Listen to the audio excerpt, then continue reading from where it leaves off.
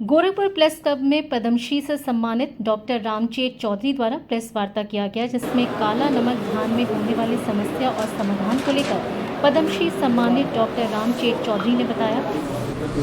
ये वार्ता का मेन मुद्दा है कि गोरखपुर में संभवतः हम दूसरे ऐसे व्यक्ति हैं और ख़ास तौर से कृषि के क्षेत्र में पहले व्यक्ति हैं जिनको पद्मश्री सम्मान से सम्मानित किया गया है।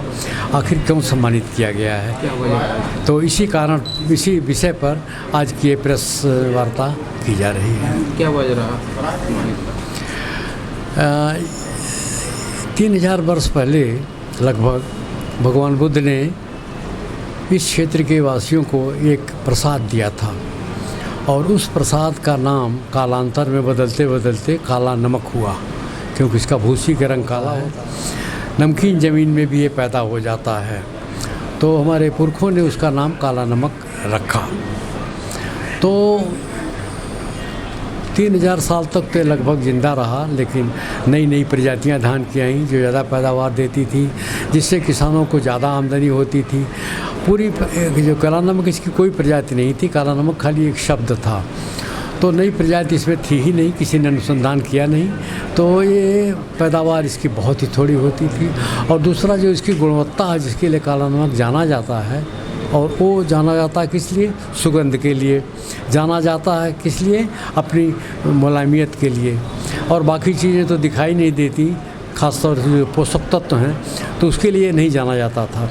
तो खाली दो चीज़ के लिए जाना जाता था, एक सुगंध, स्वाद, जो कि लोगों को खाने पर पता लगता था। अब वो ख़त्म हो रहा था, क्योंकि कोई जिसमें अनुसंधान हुआ नहीं। आपने कभी नहीं सुना होगा कि काला नमक की कोई प्रजाति है, काला नमक ही काला नमक चलता था।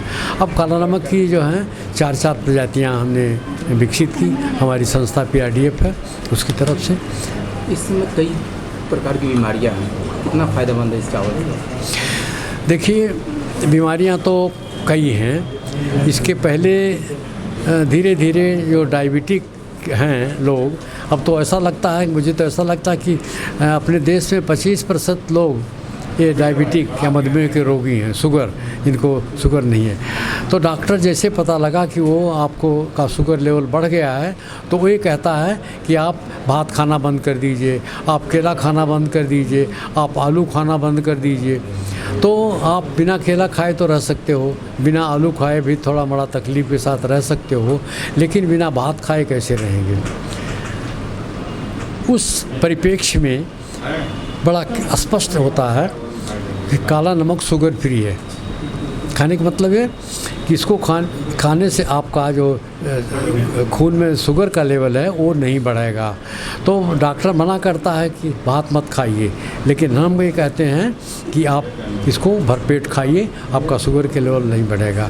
दूसरी बात है, ये इसमें जस्ता, जिंक, जो हमको बीमारियों से लड़ने की ताकत देता है, चाहे वो शाकाणु जनित बीमारियां हों, चाहे वो विषाणु जनित बीमारियां हों, मतलब वायरस की बीमारी हो या बैक्टीरिया की जनित बीमारी हो, दोनों में ये बड़ी मदद करता है, क्योंकि हमारे सेल को वो मजबूती देता है।